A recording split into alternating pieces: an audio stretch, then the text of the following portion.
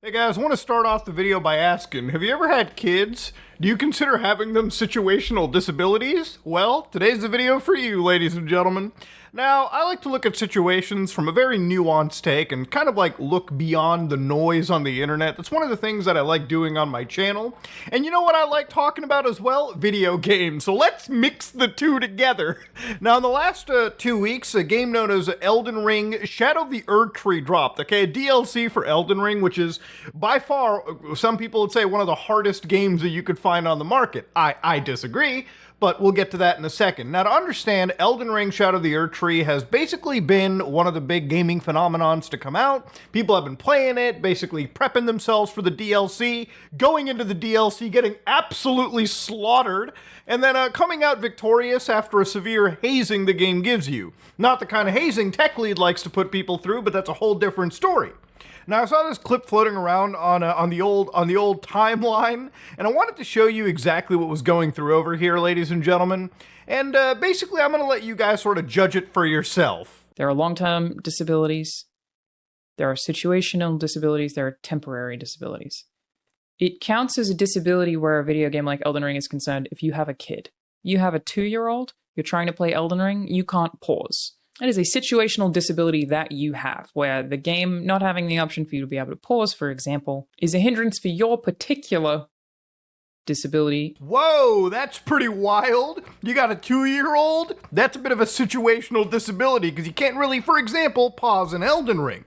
Now, I kind of, posted this, retweeted it, and I basically said, bro, it's a pause button. Not the wildest thing to implement. Also, as a PC gamer who had to pause during Elden Ring, here's a pro tip. Go to the task manager and pause the process. Yeah, I'm one of those nerds where if I need to absolutely pause a game that's unfucking pausable, I just open up the task manager, send it a little signal interruption, and I fuck off and do whatever I have to. Now, it's true, a lot of FromSoft games, with the exception of Sekiro, do not have a pause button. These are games where the only real way to pause is to quit to the main menu, saving your position in the game, or by sitting at one of the sites of grace, the bonfires, and just going away. I've done this from time to time. Like, if I have to do stuff around my house, I'll sit at a grace for like 15 minutes, go do my thing, come back, get up, and start the whole process all over again. Now, I want to just reference exactly where, like, one of the things Elena was leading to. And it was actually this inclusive Microsoft design toolkit where they talk about permanent, temporary, and situational disabilities. So immediately, let's start with the permanent, okay? You've got people with one arm, okay? They can't really touch everything that well, okay? They're missing 50% of their arm touching capabilities. Understandable. Are you blind? Well, you can't really see permanently. Are you deaf? You can't hear permanently. Do you have nonverbal situation? You can't speak permanently. What about temporary, ladies and gentlemen? Well, you could have an arm injury, okay? Maybe you were whacking off too much, and now you're paying the price. You have cataracts? Well, you're temporary until you get that shit LASIK'd. Do you have an ear infection? Well, that's a temporary hearing loss disability. And I can agree with that. I actually had so much gunk in my ear, like I was talking about it a week ago, and literally, my dad had to come and like de-gunk my ear, and I couldn't hear shit for like a solid week out of this ear. I actually felt what it was like to hear from only one ear for a while. This was so muffled. Yeah, I had a temporary disability for a little bit, okay? Laryngitis? Well, you have a temporary speaking disability. Now in the situational tab, we're gonna go all the way from bottom up. Speaking with a heavy accent, that's a situational disability, sir. You can't speak very well when you have an accent. Other people might have issues trying to hear you. I guess that's every situational disability, Go back home, you're like everyone else. Come to a new place, you're a fish out of water. Are you a bartender or at a nightclub? You might have a hearing disability, obviously. A distracted driver? Are you looking away from the wheel while you drive? Your disability might end up with 15 dead kids in a school zone. Why would I laugh at that? Situational. Are you a new parent? Well, touching things might be difficult, okay? Because you got a fucking baby in your hands. All right? Now, here's the thing about a disability, all right? I think it's wild. And one of the things I've realized about the internet is that clip we watched with Elena was 26 seconds long. Now, this is part of a much larger video that she had actually made on her real YouTube channel, where it was not less than 30 seconds, it was several minutes. And inside this video, she starts to talk about Elden Ring DLC is too hard. It's not. And then, of course, she explained situational disabilities and design. So, again, it's one of those things where I feel like the internet, being the internet, looks at the word disability and thinks, whoa, how could you think of your kids as a disability? No, your children are a responsibility. But let's be fucking real here, okay? Kids are cute until they start screaming your ear off, all right? Then I guess you could say you are in a situational disability at that point. Sometimes you want your kid to be a little quiet. When you have children, I've talked to a lot of new parents like this, they literally do not have time to do anything out of their day. I guess in a less serious, less responsible way, if I have to go somewhere, and I have to leave in like 20 minutes, the last thing I do is start a ranked siege game, okay? That lasts for like 40, 45 minutes. At that moment, I have a situational disability. I have some fucking things to take care of. I do not start a game and then bitch about the fact that I cannot finish the game or engage in it at all. Because I knew what I was doing. I knew what I was doing going into that game in the first place. If I was a parent, I know that my options for gaming and doing a lot of my own personal things, at least for those first few years of raising a child, probably aren't going to be super awesome. Now, at this moment in time, she brought up that example of a pause menu in a video game. So I basically said it's not the hardest thing from a, development standpoint to implement a pause into a video game. And here's the thing about Elden Ring. At that moment in time, I got a fair amount of people jumping in and telling me, Mutahar, okay? Pausing a fucking process in the task manager? Don't you understand that you can just go into an options menu and open up your help prompt or something and the game will just pause? So immediately I found out how to pause the game without going through my task manager or hitting a hotkey on my controller. I even tried this on a boss character, yes, the ones where the health bars show up and everything, not some standard NPC, and this whole method works right there anyways. Again, proving that this functionality is present in the code right here. So why can't the developers just possibly take this, and if you wanted to make the argument that this could assist people, that they can pause the game and identify what moveset is being played, blank out the screen and just write the words game paused in the traditional Dark Souls text or Elden Ring text. And bam, you have a functional pause menu that's not going to necessarily make it or break it for anybody who wants the game to be slightly easier. I don't know how this would make the game easier, but hey, let's debate. If the option is there, okay, if the option is present to pause the game, why not just make it a hotkey? And basically allow anybody in the middle of a boss battle, if they gotta get up and, check the front door because somebody's ringing the doorbell, or, I don't know, take care of some pressing matter around their house. Immediately that crops up out of nowhere, have the option to hotkey a pause button. So immediately what happens is that, you get a bunch of individuals who come in and joke around. Very tired of people saying Souls games have no pause button. If you hit the button that explains menu items while in the inventory, the game actually genuinely pauses, and it's been like this in most all modern FromSoft games in this vein. Dog, why can't they just have that hotkey? It's like, why are you asking for a pause button? Here's this slightly more convoluted way to achieve the same thing. Like, dog, what is going on here? It's not the wildest thing, and it's not a necessary thing either. This entitlement to change the development process from FromSoft is so weird in this community. Now, I found this so actually brain dead because it's like, what is the entitlement, okay? If the option is present, like many are saying, why not just make it a hotkey? It's almost like any form of negative or, thing that FromSoft could change is automatically met with like the amount of defense from like crazy FromSoft fans who believe that the slightest inkling of like annoyance the game has is somehow part of its esoteric difficulty.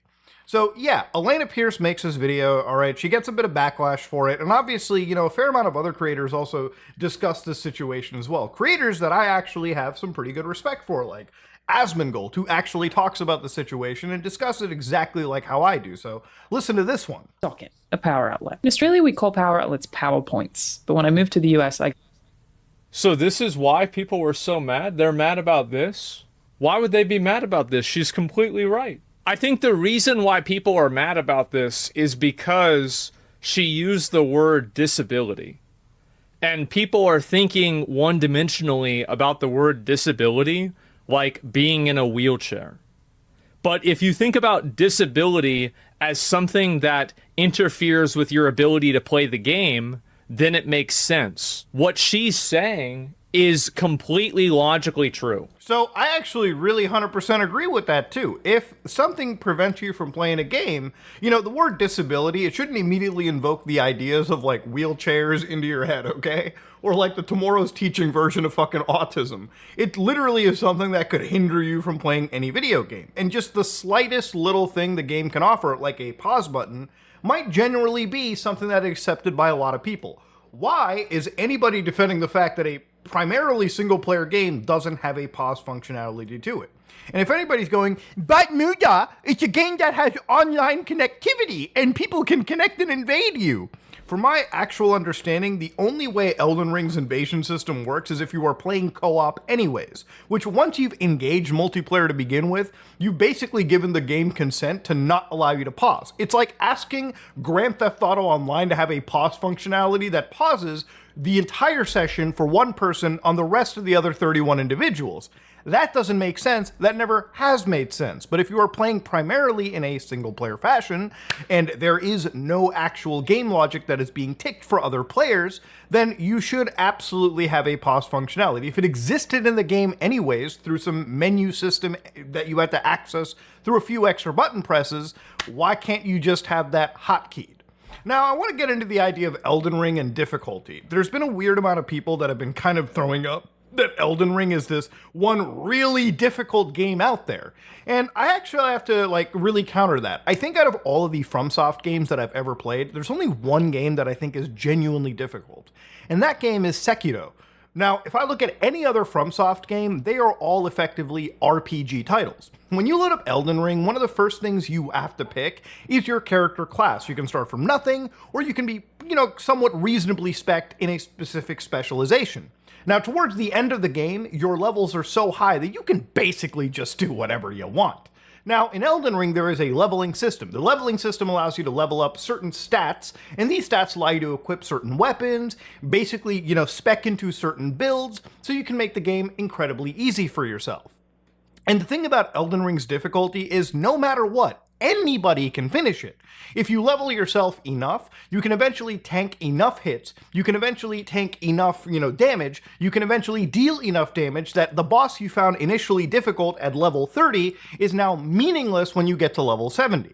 It's one of the reasons why when Elden Ring came out, people were bitching about the Margit first legacy boss, when they should have actually been exploring the surrounding area first, leveling their character up, making sure their weapons were more reinforced before eventually getting to that fight and rocking that guy, because he is genuinely at a much more difficult scale than you.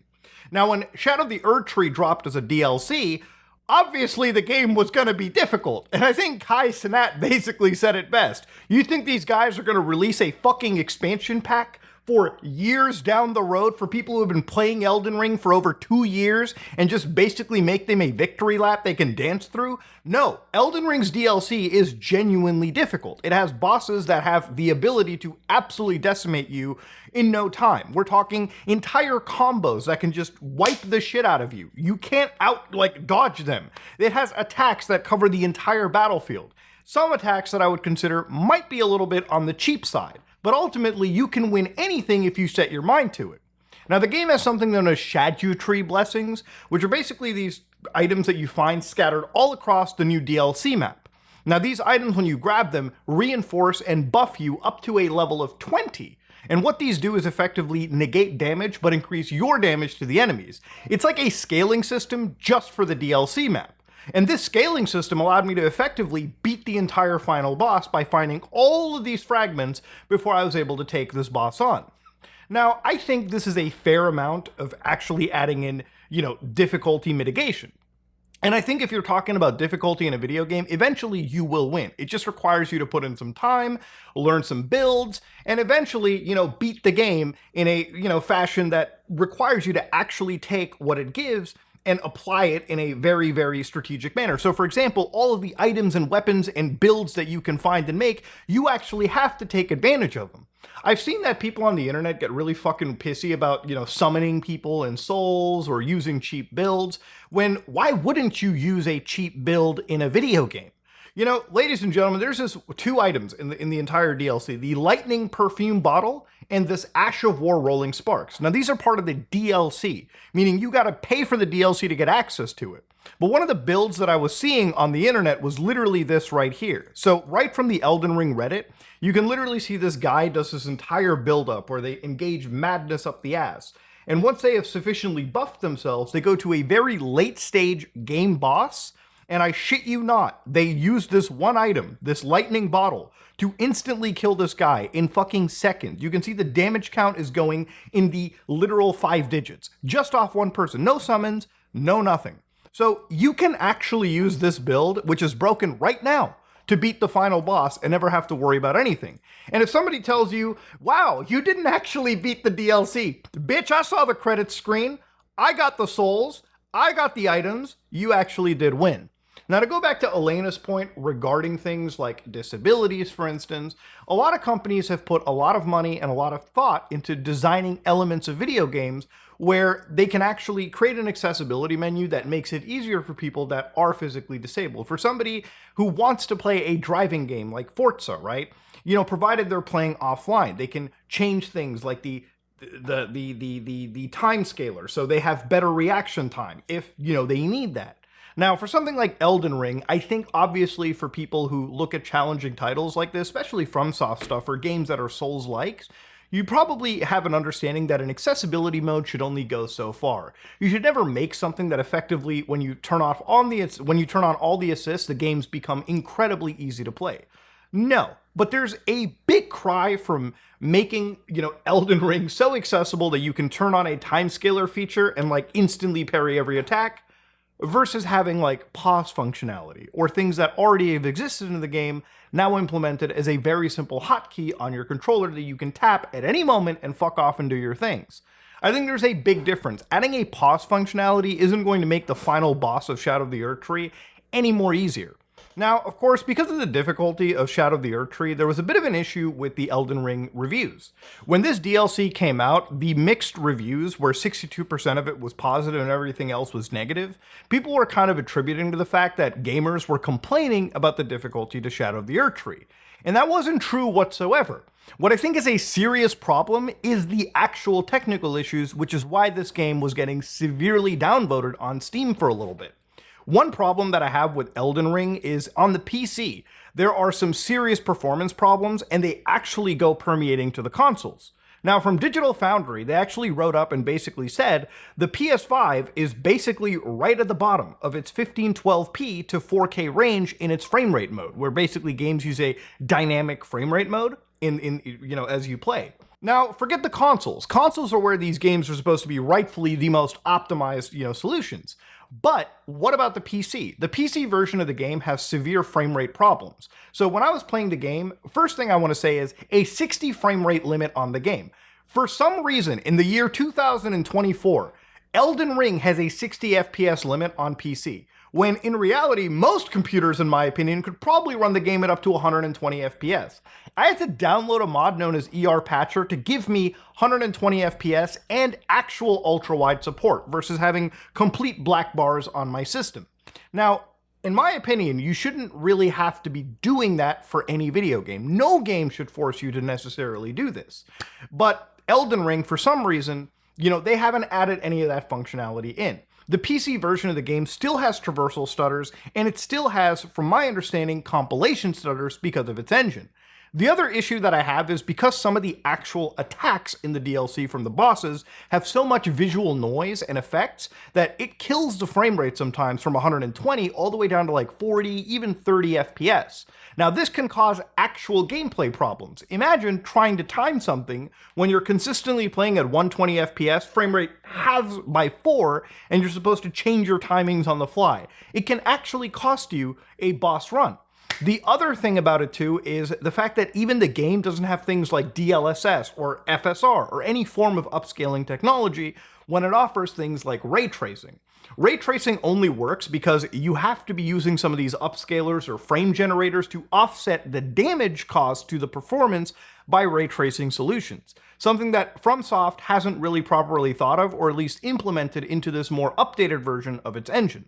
And it's all of these things that effectively have compounded and caused people to reassess and reevaluate the technical issues that Elden Ring has, and that's why it's been getting some negative reviews. It's not because people are bitching about the difficulty being that hard, it's because this game still has performance problems that the game was first rightfully called out for when it initially dropped. Why these exist, why these limitations even exist in 2024 is such a shocking thing that I wish FromSoft could actually acknowledge it and fucking fix it.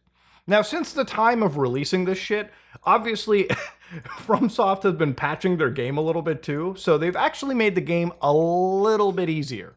Basically, if you read the patch notes for Elden Ring, those Shadow Tree blessings that I was talking about actually had a bit more of an update, and they had a bit more of a pronounced effect for the first half you collect, and then it tapers off towards the last half. So for people who are getting into the DLC and they're finding things to be a little more difficult, but they're still hunting for these blessings, their entire experience will be a little bit more easier. So is it going to be game-breakingly easy? No. But is it going to be a little bit noticeable? Sure, you might catch a break.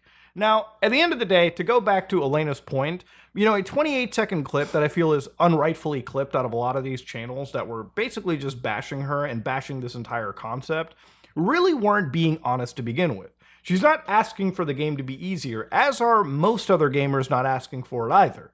But if asking for a simple pause menu is enough to piss off the player base, then maybe the player base should basically have some introspection and look into itself. I've been playing Souls games for a long time, and while I'll agree, Souls games, in my opinion, Miyazaki makes some fucking perfection when he drops it.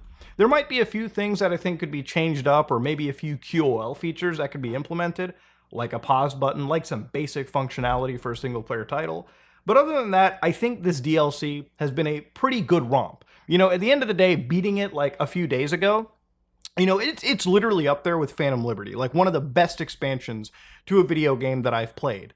And, in all honesty, I'm excited to see what else they come up with. I hope down the road, when FromSoft makes more open world titles, they probably should make titles that are a little bit less repetitive down the road, you know what I mean? Something where you don't have to fight the same, boss 10 times throughout the open world. Maybe something a little smaller, a little more, unique. But hey, that being said, I'm excited to see where this franchise, where all the FromSoft stuff goes. Miyazaki still says he's perfecting his game, which I think is wild when you've released banger after banger. So yeah, honestly, I wanted to talk about this because there's been a fair amount of Elden Ring drama. And honest to God, there's so much to cover. But ladies and gentlemen, if you like what you saw, please like, comment, and subscribe. Dislike it if you dislike it. I am out.